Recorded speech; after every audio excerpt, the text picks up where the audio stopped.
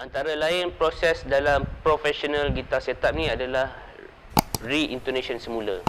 Re itu maksudnya benda yang dilakukan semula, macam contoh redo, reset, refret kan. So ini dia re-intonation. So kata dasar dia adalah intonation ataupun dalam bahasa Melayu disebut intonasi kan. Bila sebut intonasi ni, intonation maksudnya ia adalah setiap note tu dalam semua fret dalam fretboard ni, dalam fingerboard ni, semua note tu berada dalam tangga nada yang betul. Jadi bila disebut re-intonation ni, maksudnya bila kita petik open string, so tuner kita akan jadi hijau. So tali 5 dia akan jadi hijau. So tali 4 dia akan jadi hijau. Tapi bila kita petik dekat sini, dia jadi sharp ada, dia jadi flat ada, ada yang jadi sharp, lepas tu dia tengah balik. Maksudnya dia tak konsisten. Maksudnya dekat sini apa yang berlaku adalah skala di nut hingga ke saddle tu ada yang panjang, ada yang pendek. So dia tak berada dalam komposisi yang betul. Jadi maksudnya dekat sini saddle kita kena selaraskan balik. Jadi kalau kita petik tali 1E contohnya, so dia akan hijau. Tapi bila kita fretin dekat sini, dia jadi sharp kan? Jadi maknanya gitar tu sumbang. Jadi dia sharp tu, itu bermakna skala di nut kat sini dan di saddle pendek. Maknanya kita kena panjangkan dia sikit supaya dia jadi neutral semula kan?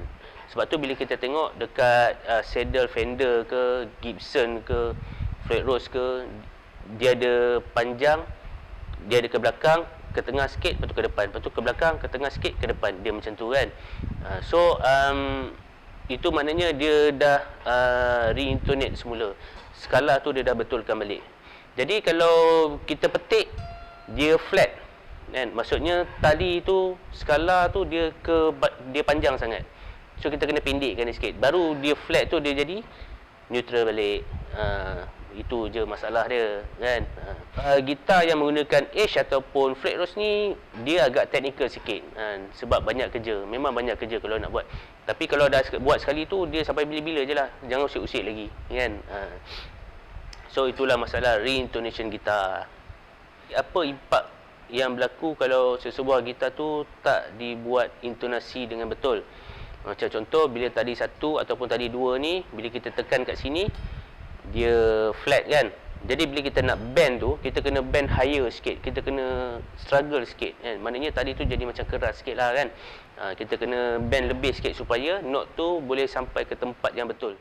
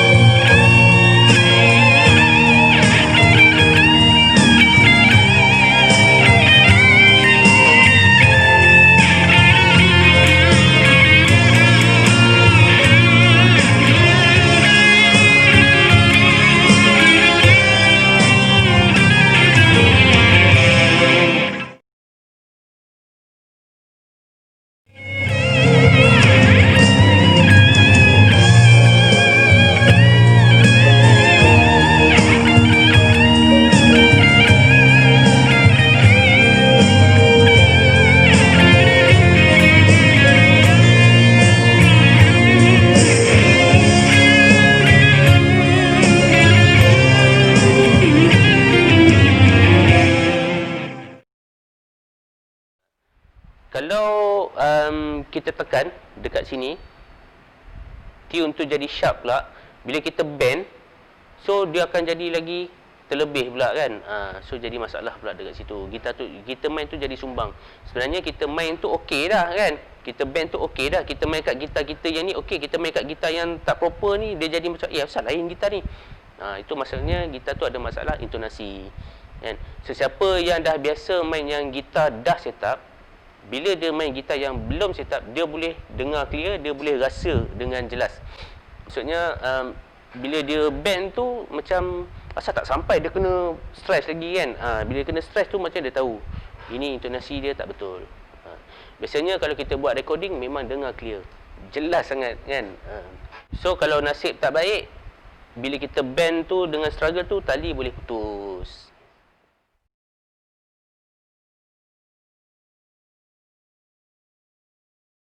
Fretboard cleaning, lepas tu oiling, itu pun perlu juga untuk gitar. Ia adalah sebahagian daripada skop dalam professional gitar setup, di mana kayu ni bila dia kering, dia berisiko akan menjadi retak, dia jadi macam-macam lah kan, sebab benda kayu.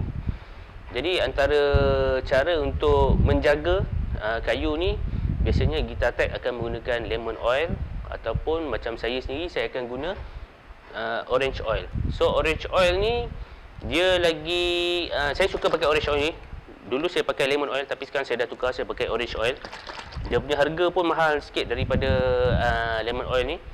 So kenapa saya suka pakai ni? Sebab dia lebih cair dan lebih mudah menjerap dan dia cepat kering. Kalau nak apply benda ni, nak apply lemon oil ke apa ke, dia tak perlu apply banyak-banyak, dia apply sikit je. Sebab kalau kita apply banyak-banyak sampai bertakung kan, so dia berisiko untuk menyebabkan glue dalam fret ni gagal berfungsi dengan baik. Maknanya dia dah jadi tak melekat. So apa risiko yang bakal berlaku lepas tu? Berkemungkinan fret tu dia boleh terangkat balik.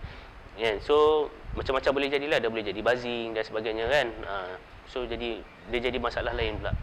Saya pakai sikit je kan. So saya pakai macam ni. Kan? Tak perlu banyak-banyak pun. Kan? So kita masukkan kat sini. Kan? Dah jadi roti kirai dah. Okey, so ini demo je kan. Okey. So so bila kita sapu kat sini, nipis-nipis, kita sapu nipis-nipis, lepas tu kita lapkan dia macam ni. Kan? So kita biarkan dalam 15 minit ke 20 minit ke dia kering. Lepas tu dia akan membuatkan kayu tu jadi lebih terampil, lebih terjaga, dan dia mencegah ejen-ejen perebutan kan. So dia akan jadi terampil, jadi macam ni kan. Ini dia basah lagi. So nanti bila dia kering tu, jadi boleh nampak lah dia punya shining dia tu kan. Lagi satu saya suka pakai ni, kayu tu dia boleh lebih shining lagi, lebih cantik kan.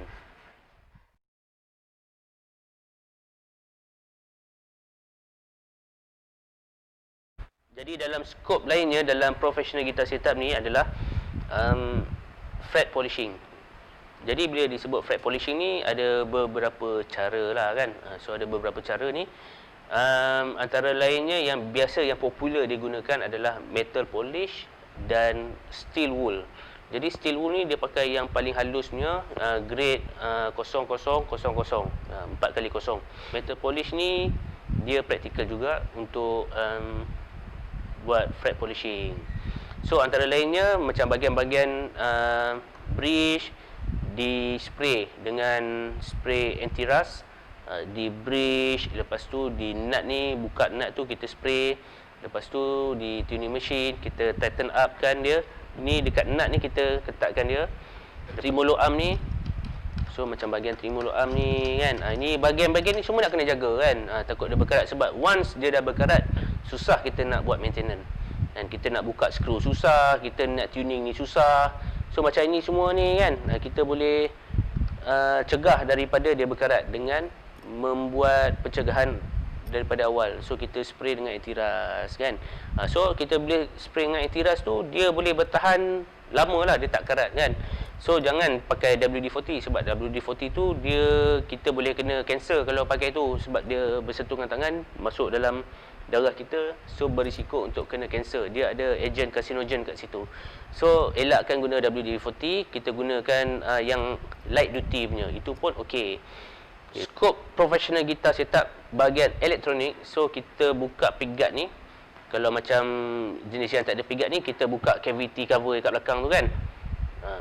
So bila kita buka tu, kita spray dia punya potentiometer tu, dia punya perintang boleh laras tu, kita spray untuk mengelakkan ia daripada oxidize. So apa yang berlaku bila dia oxidize, bila kita pusing ni, dia ada bunyi cracking sound dekat amp. Lepas tu dia jam, dia interrupt tu dia jam lah. Bila dia jam tu memang silap-silap kita kena tukar port terus kan, kita kena tukar benda tu. Lepas tu selector pun bila kita tukar tu, kejap-kejap ada bunyi, kejap-kejap tak ada bunyi. Semuanya disebabkan oleh oxidize. So macam gitar ni sendiri, gitar ni baru beli kan, tapi dia ada masalah kan. Kalau dia ada macam bunyi, saya boleh rasa kasar. Bila kita pulas knob tu, dia ada rasa macam pasir dekat situ kan. Itu maknanya dia dah oxidize. Jadi gitar ni nanti saya akan buka dan saya akan spray balik. So selesai masalah.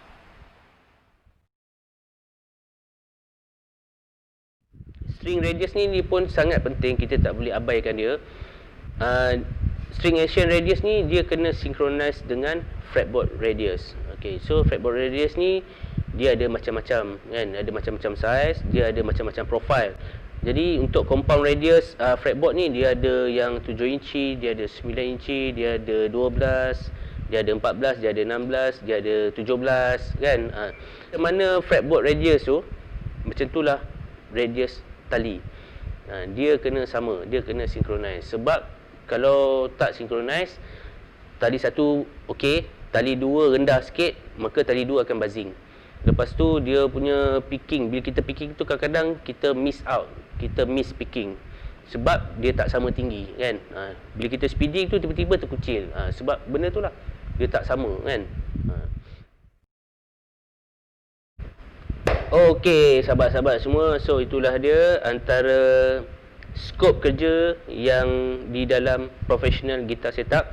Jadi kalau saya ditanya PSC, gitar saya ni berapa lama nak kena set up balik? Okay, so jawapan saya, so depend, bergantung pada berapa kerap kita main. Pasal gitar ni pun dia ada bahagian yang wear and tear.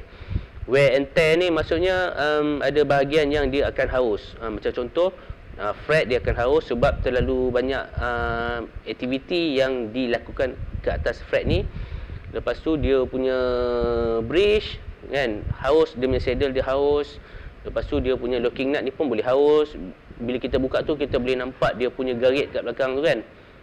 Dia punya, bila kita buka ni ada nampak garisan kat dalam tu. Maknanya dia dah haus. Dia tak boleh hold tuning dengan baik. Dia tak boleh clamp tali dengan baik. Jadi insert block ni pun dia boleh haus juga. Insert block ni yang biji-biji kacang kat sini tu kan. So bila dia dah ada garit kat situ, tali tu boleh slip off.